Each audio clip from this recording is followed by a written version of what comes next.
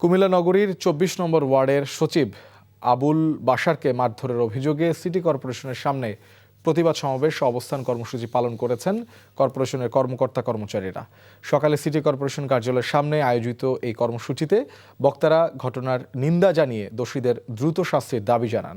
প্রতিবাদ সমাবেশে উপস্থিত কর্মকর্তারা বলেন, নগরী ২৪ নম্বর ওয়ার্ডের সচিব আবুল বাশারের কাছে অবৈধভাবে ওয়ারিশ সনদ নেয়ার জন্য চাপ দেন কুমিল্লা দক্ষিণ জেলা স্বেচ্ছাসেবক দলের সাবেক সভাপতি নেতা ভিপিও আবদুল্লাহ।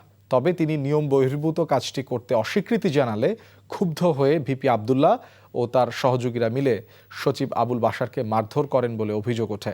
পরে সিটি কর্পোরেশন প্রাঙ্গণে বিক্ষোভ করেন প্রতিবাদ সমাবেশে উপস্থিত কর্মকর্তা কর্মচারীরা।